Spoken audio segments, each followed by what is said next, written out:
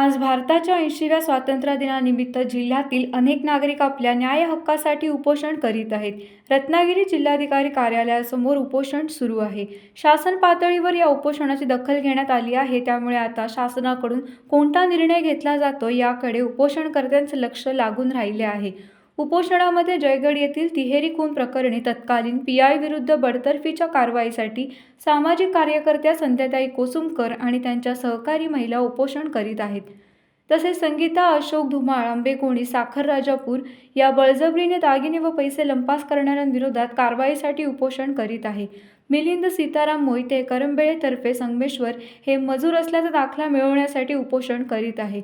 संतोष सरस्वती शंकरकुळे हे पांगरी बुद्रुक राजापूर हे 70B ची तपासणी योग्य न झाल्याचे म्हणत उपोषण करत आहे.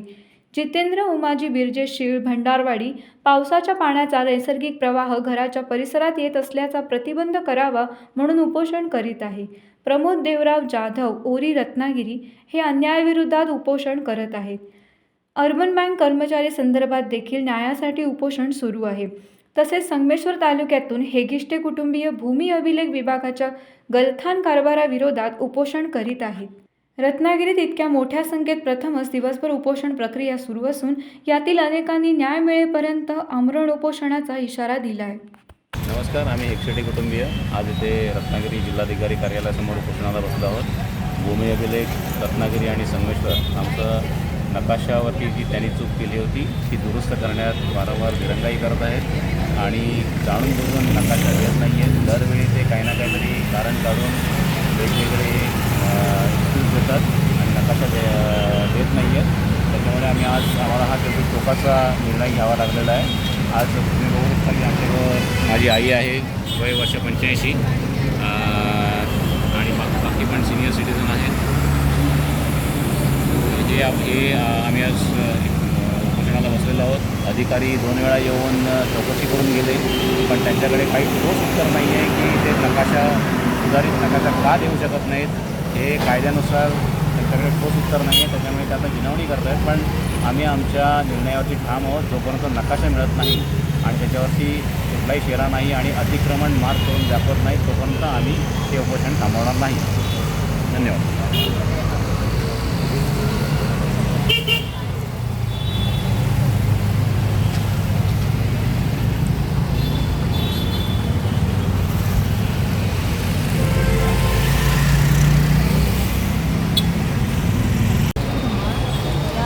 संगीता अशोक धुमाळ, राहणार साखर आंबेकोणी, माझ्यावर आज खूप मोठा अन्याय झालेला आहे. माझे उपवास किंवा माझे आहे रवींद्र पाटील यांनी आज माझी खूप मोठी फसवणूक केलेली आहे. माझे दागिने पैसे बळजबरीने ठेवून माझ्या खूप मोठी फसवणूक केली आहे. लंपास केले आहे दागिने. आज मी त्यासाठी लढते आहे. दंडामुक्तीत पण तक्रार केली, तिथे पण त्यांनी निवडून दिलं.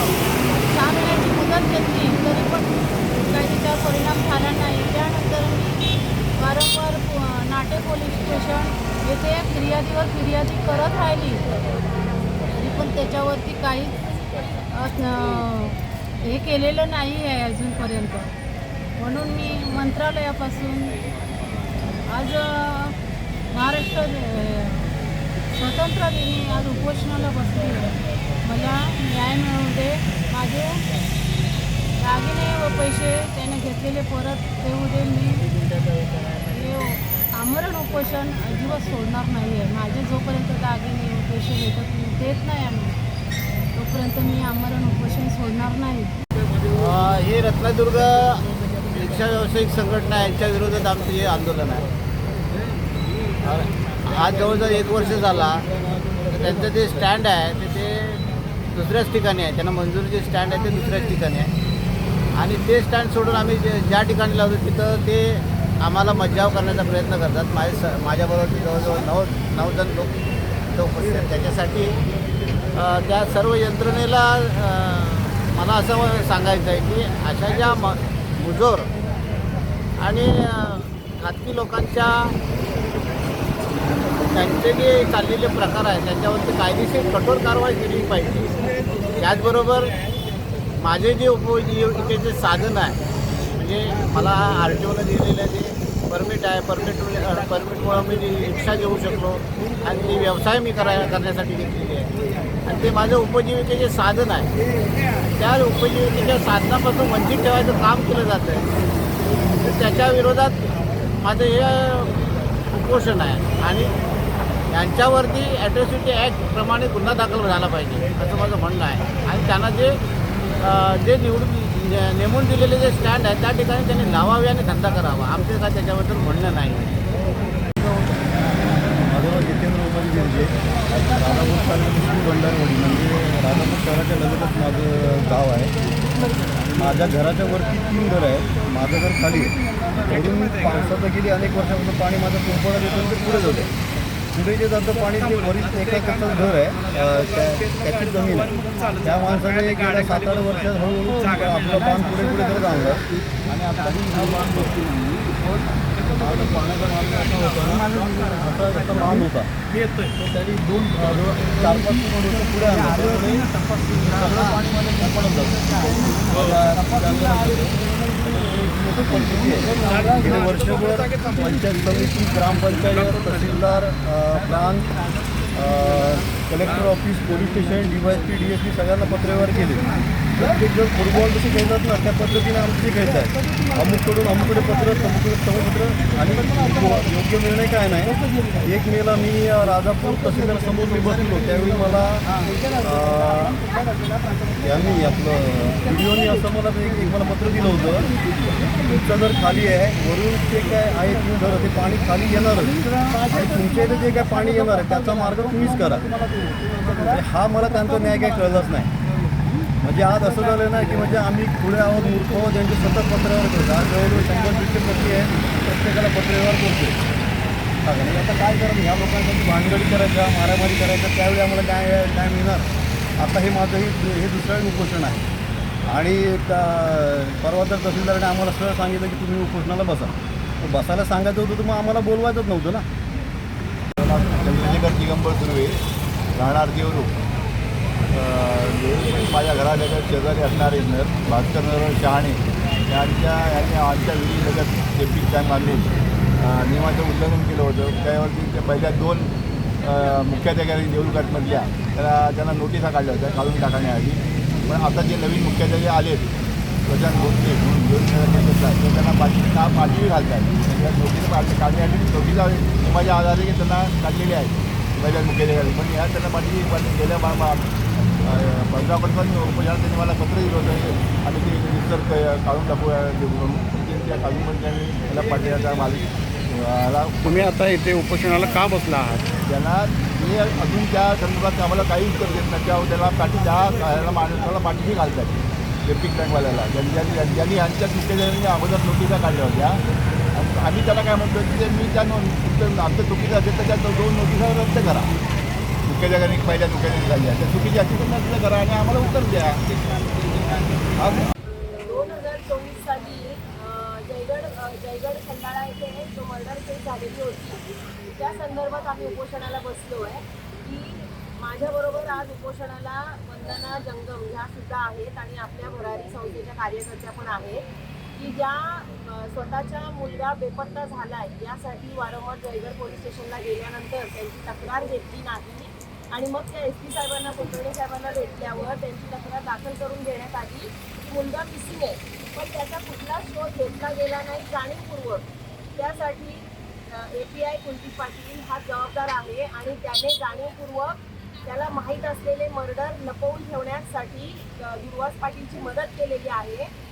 बेवारस सांगाडा मिळाल्यानंतर त्याचा DNA टेस्ट घ्यायला सांगावं लागलं आणि ओळख परेड घेण्यासाठी बेपत्ता माणसांच्या फॅमिलींना बोलवलं जातं.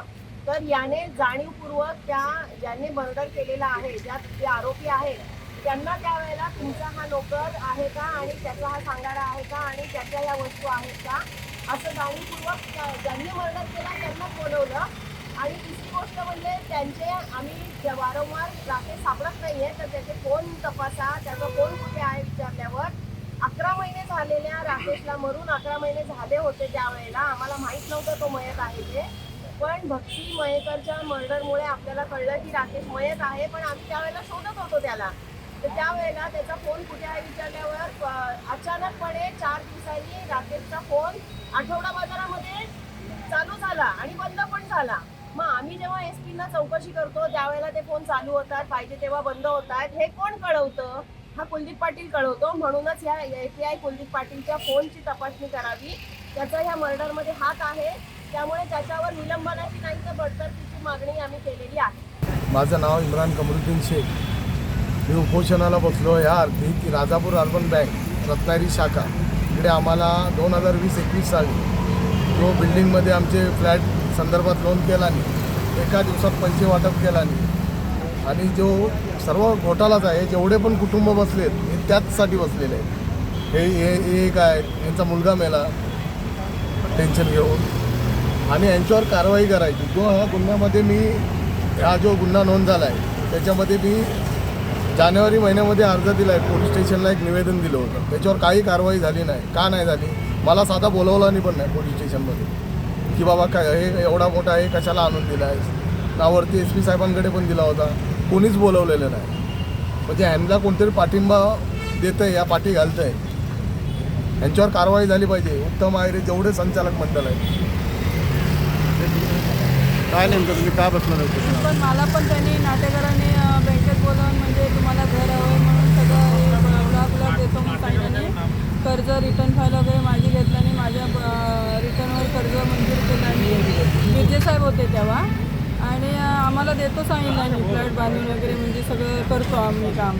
आणि 2-3 वर्ष झाली तरी पण नाही. माझं 2019ला कर्ज मंजूर केलं नाही. त्याच्यानंतर त्यांनी काय दखलच घेतला नाही आणि नंतर समजलं की हा नाटेकर फरार झाला. आमच्याकडून आधी मी दागिने घेऊन पण त्याला पैसे दिले म्हणजे माझ्या मुलग्याने 5 लाख रुपये दिले त्याला हातातनं आणि कर्ज केलेलं ते वेगळं. आणि माझ्या मुलग्याला असं समजलं की तो नाटेकर निघून गेला आहे म्हणजे आता काय होणारच नाही.